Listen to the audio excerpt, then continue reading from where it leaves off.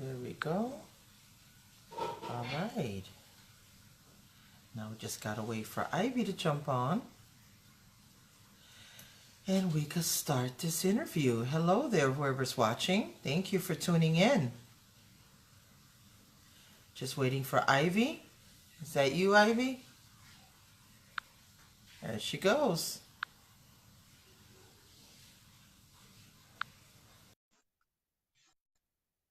All right. It's adding you. Come on, don't do this to me. It always gives me trouble in the beginning. I don't know why. You're on Wi-Fi, right, Ivy? Hey, Kim, how are you? I know I made sure everything was set right. And got the headphones on just in case there was some echoing. Hopefully it'll work.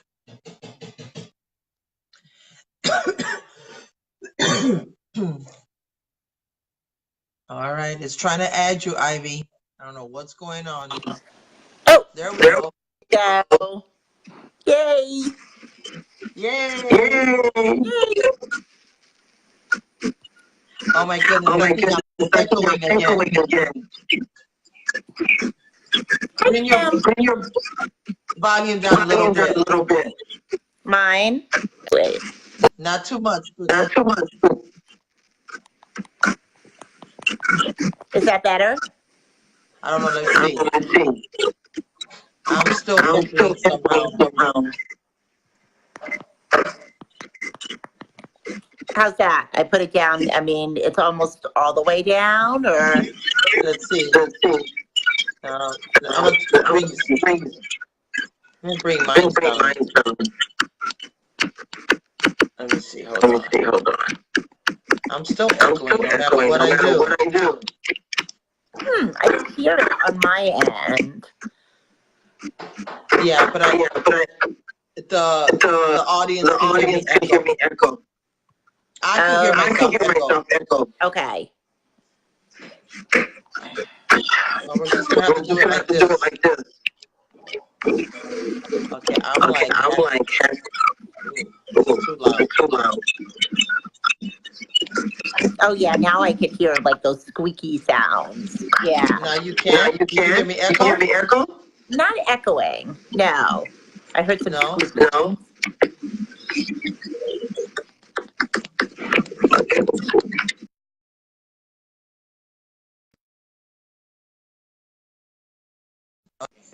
All right, there I go.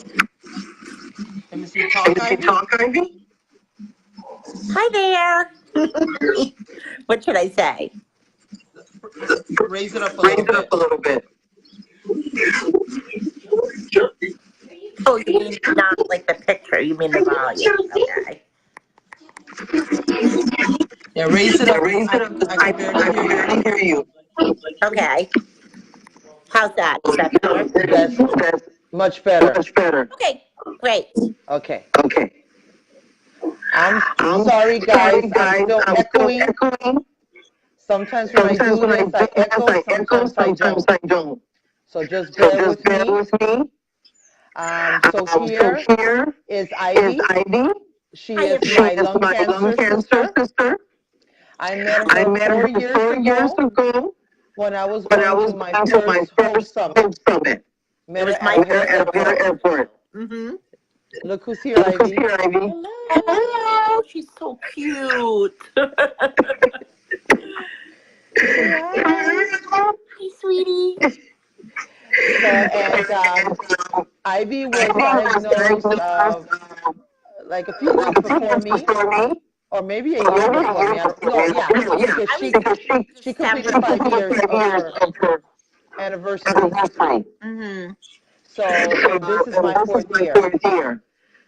So, we just became family. We became sisters. We're here to support each other through this journey. So, Ivy is stage 4. Her mutation is EGFR. And I'm going to hand it over to Ivy. She's going to share with you, of course, her story, her journey, what gave her hope then, what gives her hope now. And Ivy, maybe talk about your advocacy, because you're really big with the EGFR advocacy. Right. So, and talk about that as well. So Okay. everyone, meet Ivy and take it away. Okay. Well, I'll just start talking, Juanita, and if I forget anything that you mentioned, just ask me, okay? Okay. So I was diagnosed, like Juanita said, it's been a little bit over 5 years. I was officially diagnosed in December 2013, but my whole journey to being diagnosed started probably about 6 to 8 months before then. I certainly didn't know it was going to end up being lung cancer, but I had some problems with my right elbow. It kind of hurt and I couldn't really straighten it completely or very well. And my neck hurt a little bit. And, it didn't go away. So I went to my primary care physician, who kind of took one look at me and said, "Do you use your computer a lot or your iPad?" And I said, "Yes." And he said, "Well, it sounds like it's just a typical, overuse injury."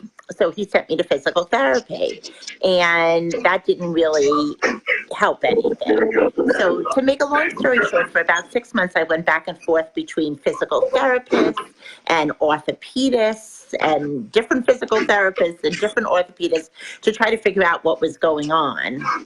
And finally, one of the orthopedists did an MRI of my elbow and found that there was a mass in my elbow that had started eating away on both of them, but he didn't know what it was.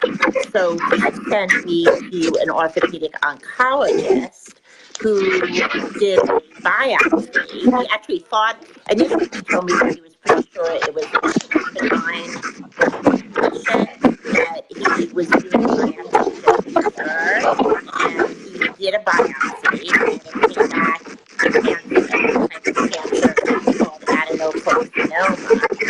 And when he told me that, I said to him, "Okay, so it's cancerous, but what is it?" He said, "Well, it's spread from another part of your body, either your lungs or breath." So initially I thought I was having respiratory because lung cancer wasn't, my radar, but and they traced it back to my lungs. And by the time I had all the testing done, they diagnosed me as stage 4 because it had spread from my lungs to my neck. The problem with my neck, my elbow, a couple of other small, and then I had an MRI of my brain, and I had 8 small lesions in my brain also.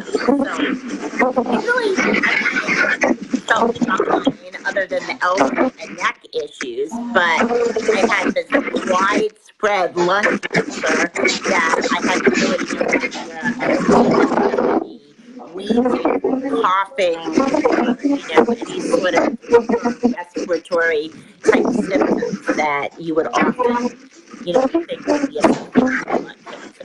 And at that point, I had no idea how common that was. Diagnosed stage 4, because, no symptoms had shown up until the cancer had. So, that's my diagnosis. I went to my oncologist, who now is at the University of Chicago, but then she was at Northwestern, and I was recommended to go to her by a friend, Joe Feldman. Joe, I don't know if you're listening out there, but I'm giving you credit, who I didn't know, but we had mutual friends and lived near each other. And she is also, for those of you who don't know Jill, she's also a stage 4 lung cancer survivor over 10 years now, and she knows tons about lung cancer. So when I spoke to her, she kind of told me, like this summary of everything I needed to know, and told me who I should go to as my oncologist.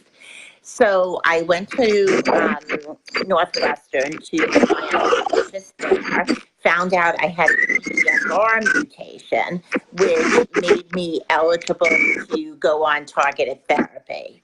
So I started with Gillitref, and it worked great for me. All of my brain mets disappeared, my bone mets healed over, my lung, I had some nodules in my lungs, those cleared up, and then the mass, like the main mass, shrunk a little bit. And I stayed stable on that for just about 3 years. It was actually a month under 3 years.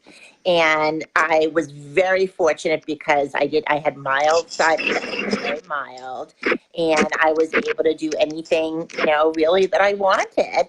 And after about 3 years, I started to have some slight progression in my lungs that showed up on a CT scan. And I ended up having another biopsy. Well, first I had a biopsy that showed nothing. And then I ended up having a tissue biopsy. And so I was able to start Tagrisso. And now I've been on Tagrisso for just over 2 years. So that's all I've done in terms of treatment since I was diagnosed, 2 targeted therapies. And I'm still on Tagrisso. I'm doing really well. I feel really well. Juanita, we're getting some notices that there's a scratchy noise. Do you know anything about scratchy noise? Yeah, I'm trying to mute while you talk, Okay. but I don't know how to do it. Sorry, guys. Just ignore the scratchy noise. I'll just keep talking. That's why I have my headphones, and I thought that it would eliminate all those noises, but it's not. Yeah. Now it seems to be gone, actually. Okay. Anyway, so to continue, so that's my whole diagnosis and treatment history. And then soon after I was diagnosed, I started getting involved with longevity, mostly kind of local things initially. I did a walk and, participated in one of the Hope Summits in DC. I think my first one, Juanita, we were there in 2015. Is that right? The first one? That's correct. Yeah. And, I met tons of other patients and, gradually got more and more involved in advocacy work, meeting other patients, helping them. And I really found that my favorite part of advocacy was learning about like the research and the science, which was really interesting because, I was an undergrad English major and I hated science. So, it's amazing how your interests change when you're like diagnosed with something, So I started getting really interested in the science, and I'm in Chicago. So I was able to go to ASCO a couple of times. And then I just started going to more conferences and signing up for some advocacy training programs through conferences, and really, started, having an interest in learning more about, lung cancer and the different types and the different treatments and what's on the horizon. In about a year and a half ago, together with 6 other survivors and caregivers, I co-founded a group called the EGFR Resistors. And the focus of the EGFR Resistors is to help improve outcomes for people like myself who have an EGFR mutation that drives their type of lung cancer. And right now, we have a little over 1,000 members who are part of our group all over the world, really. We have members from, almost 30 different countries. And we're working with longevity and with the Baniadario Lung Cancer Foundation to to actually fund research and do projects in collaboration so that we can help people who have this form of lung cancer and hopefully, accelerate research and create more options. Awesome. And also, don't forget to mention you're on the Speakers Bureau for Lung Cancer Foundations of America. Yes. So LCFA, which is out in California, I'm part of their Speakers Bureau, and there's actually this fantastic set of videos called Hope with Answers that they have put together. Well, they've like spearheaded, and really it's different conversations between advocates like myself and Juanita and others who are part of their Speakers Bureau, and different doctors, like very well-known doctors in lung cancer. And if you go on YouTube, you can Google, well, not Google, you don't Google on YouTube. I guess you go on YouTube and you search for Hope with Answers. And you can see some of them. There's, different levels. There's like beginning, intermediate, and advanced. And the goal of these videos is to help people who are first newly diagnosed and need some basic information about lung cancer. And then, as they understand their diagnosis and go further on into treatment, more detailed information in these videos. But they could be, I felt like when I was first diagnosed, I knew nothing about, lung cancer and the terminology and the tests and, just all the acronyms. So what these videos do is help it, kind of break it down into smaller segments, smaller topics. And, these very, very well-known doctors explain things in a very, very easy to understand way so that you can, kind of really understand these topics without needing to have, any expert medical knowledge at all. Exactly. And Ivy and I will be heading out with Jill and some other lung cancer sisters and I think brothers to LA at the end of the month for LCFA, what is it, a lung cancer workshop. Yeah. A couple of days where we're going to talk about, I guess, other things that we can do in advocacy and, a little bit of advocacy training for us who will be part of it. So we're really looking forward to it. Yeah, me too. I'm looking forward to it. Mm-hmm. We need to get out of this cold, even if it's for a weekend. Yeah, seriously, I'm telling you. Yeah. So, Ivy, through your journey, when you were diagnosed, and even till today, what gives you hope?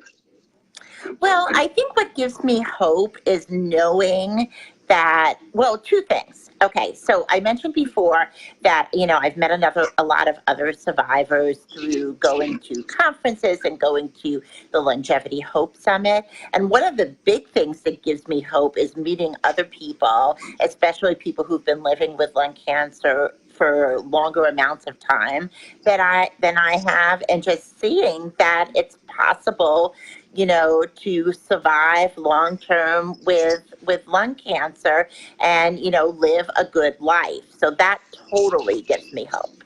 The other thing that gives me hope is through my involvement in advocacy and conferences and, the EGFR resistors and other work, I learn a lot more about all the research and all the discoveries that are taking place right now in lung cancer. There's a lot of exciting things happening. So, for example, the treatment that I'm on right now, the targeted therapy I'm on, didn't even exist when I was first diagnosed 5 years ago. People are going on to Tagrisso right now as their first line treatment. I was on a different targeted therapy first. It didn't even exist at that point. So things are happening very, very quickly. Not quickly enough. They can always happen faster, trust me. But they are happening, and there's lots of options, more and more. It seems like every year there's lots of trials out there, and there's lots of brilliant scientists and oncologists really working hard to improve our lives. Exactly. I agree. Hmm.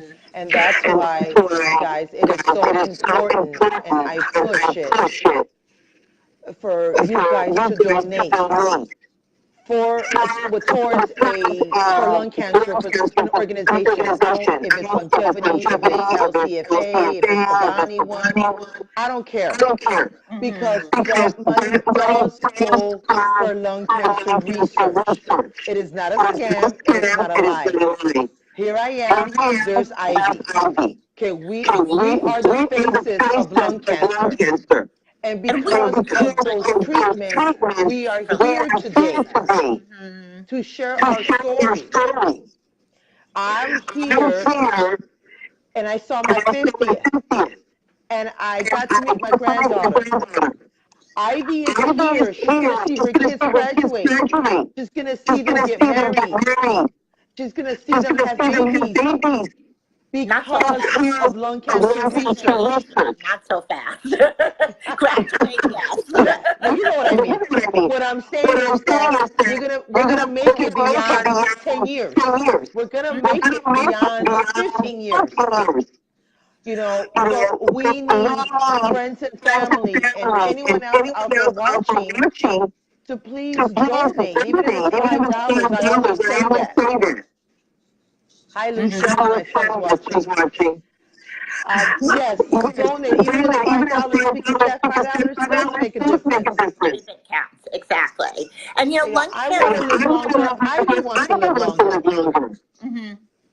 And lung cancer, is more people die from lung cancer than any other cancer that exists. And I didn't know that before I was diagnosed. I had no idea, but it's true.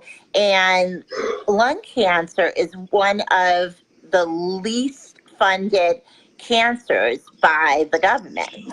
So really, lung cancer research relies on funding from nonprofits, like Longevity, like Bonnie Dario organization, other, Lung Cancer Foundation of America, just all of these wonderful nonprofits that are out there are vital to supplement, the small amount that lung cancer gets from the government. So like all these huge advances and improvements that we've been seeing wouldn't be possible without, donations from wonderful people like all of you who are watching right now. Mm-hmm. Yeah. And my son is in class, and he keeps texting, Mom, where's my baby? Boy, you need to pay attention in class and get out of this. You got a big test to pass. Also, Heather was asking about the videos. They call Hope with Answers. They're on YouTube. So you could just go on YouTube and Google it, Heather. It's called Hope with Answers. That's the video that Ivy was mentioning earlier. And Lucian, stop putting all those angry faces. Oh my God, these kids are something else. Yeah, you can. Don't even if you don't even go directly to YouTube, you can just Google Hope with Answers, and I think it'll give you a link. Just type in Hope with Answers lung cancer or something like that, and you can get access to these videos. I think too, if you go on their website, they should have a link to those videos. Oh, I believe so. Yeah. So is it lcfa.org, right? I think so, but you can look up LCFA. You can Google LCFA, Lung Cancer Foundation of America, and you'll find the link to the website. Yeah. And Lucian, your daughter's fine. Stop bothering me. She was on earlier to say hi to Auntie Ivy. I saw her. And she is a doll. Oh, thank you, honey. So people that are viewing, if you guys have any questions for Ivy, type it up on the comments. If Ivy can't see it, I'll read them to her and she can answer any questions you guys might have. Ivy is, she's a great, she does great advocacy work. Honestly, I think she does more than me. Oh, thank you. And I'm pretty big. She does a lot more than me. But Ivy, Ivy has more time on her hands. This is Juanita. You if you have headphones in the mic. Okay. Diane is saying that next time we both should have, or the next person, headphones with mic. It might help with the background noise. That's probably true. Yeah, I didn't think about that. So, I would love to do it 100% full time, but I have a business, but I do manage it. But Ivy is really on top of it. Well, my kids are a little older now, and I was a stay-at-home mom when I was first diagnosed, who was maybe thinking about going back to work because I was starting to have a time, and then I was diagnosed with lung cancer. So now, I gradually got involved in advocacy, and then now it's really like my job. This is what I do, and I really like helping people. I really like learning about the options. And like Juanita said, this gives me hope. So that's, one of the reasons why I enjoy doing it so much. And thank you, Ivy, for doing it. And especially for the EGFR people out there. I'm pretty sure they thank you and do a lot for it. Oh, well, I'm sorry, go ahead. I was going to say, I hope that, we're helping a lot of people. Yes, you are. And I'm ALK positive, and I try to do as much as I can for ALK positive, but to be honest, there's a lot of people out there pushing ALK positive, so I just sit back, but I concentrate more on lung cancer as a whole. Doesn't matter if you're EGFR, ALK, ROS1, it doesn't matter. I think I do it more overall. And then you have people like Ivy and Jill, and then my little group, ALK positive, and other people that, it's lung cancer, but they concentrate and work more with their gene mutation. And since I have 3 people doing ALK positive, I just sit back. So then I just kind of like target just all of lung cancer. Doesn't matter. I just do that, and just to bring people hope, and just to do these videos that sometimes they go well, and sometimes they sound crappy like today. Sorry, guys.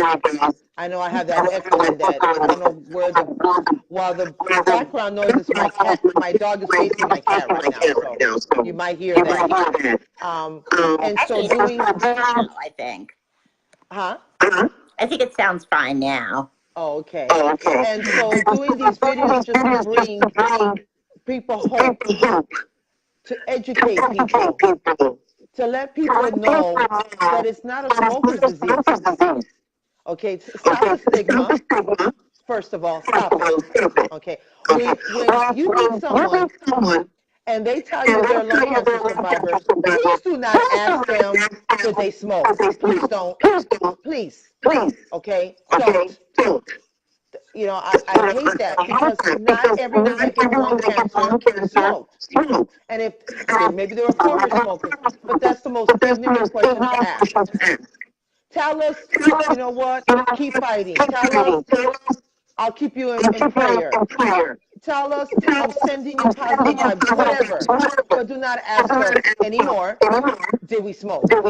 Just stop. It shouldn't really, first of all, it shouldn't matter. It's like asking someone who, has skin cancer, did you not use sunscreen? Right. no one deserves cancer. I mean, there's, no good cancer, no one deserves cancer.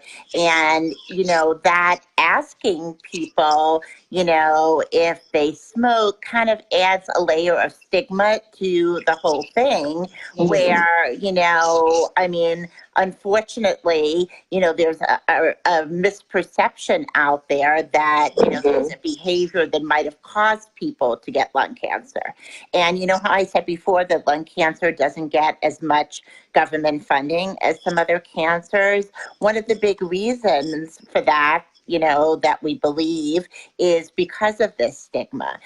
So much effort is put into, tobacco cessation and, smoking prevention, but not, as much of government funding is put into actually, coming up with treatments and, new research for lung cancer. And that stigma, hurts us as a group. Yes, it does. Mm-hmm. Yes, yeah. So if there isn't any questions out there, Ivy, what do you want to leave the viewers with? Some advice, suggestions? I don't know what's in your mind, what's in your heart. What do you want to tell our audience? Let's see. I mean, when I think I just want to leave everyone with, so when I was first, diagnosed, my kids were little. They were 10 and 13. And I actually, my biggest fear was how, my lung cancer was going to affect, their lives, losing me at an early age and everything. And, it's been over 5 years and I've done so much in those 5 years. I also turned 50. I celebrated my 20th wedding anniversary. Now we're on 23 years.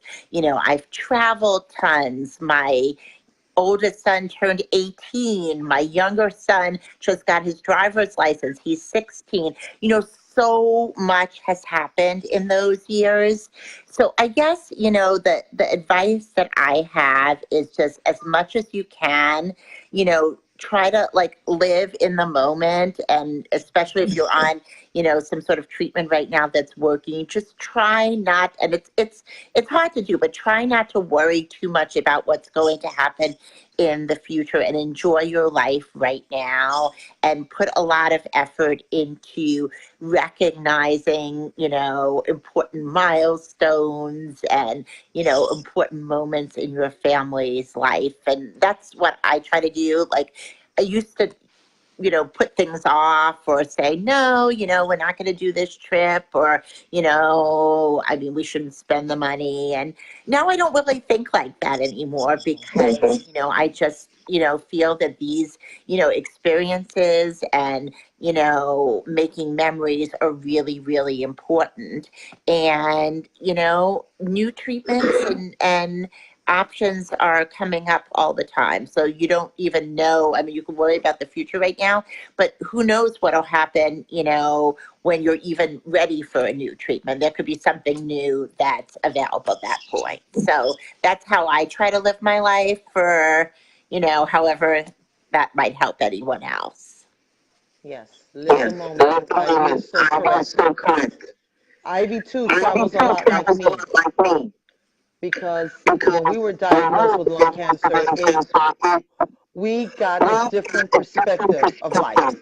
Am I right, Ivy? So live the moment, people. Take that trip. Buy that car. Buy that house. Buy that Coach purse or Michael Kors purse. Whatever it is, just do it. Because life is short. Enjoy it. Because when we die, nothing's going with us. So, like I said, we travel a lot. Ivy's always somewhere. I'm always somewhere because it's living the moment, like you said. Don't put things off. Yeah. Exactly. Don't put them off. Exactly. Good. Well, Ivy, thank you so much for sharing your story and giving us this great, wonderful information. What happened? No, nothing. I said this was great. Oh, okay. I hear myself echo, so it's hard for me to hear. Right. No problem. Yes, Yeah, it no, was great. But okay, thank well, you. everyone, thanks for tuning in and have a great night. Yes, and everyone out there watching, happy Valentine's Day tomorrow. Yes, happy Valentine's Day. Yeah. Well, Ivy, you and hubby have a great time tomorrow. You too. Say hi Honey, to Steve. I sure will. Tell your husband I say hi, but I'm stuck at my box and I'll be coaching. So maybe Steve will cook me a nice dinner. Oh, I Who bet he knows? will. I know he will. All right, guys. Again, thank you so much. Have a great night. Happy Valentine's Day. I will see you next week. I don't know who I'm interviewing, but I'll announce it because I forgot. Okay. Thank you, guys. Good night. Love you all. Okay, bye, guys. Oh, and don't forget, share the video. Share. Oh, I'll do that. Okay. Okay, Yeah, bye, okay, everyone. bye-bye.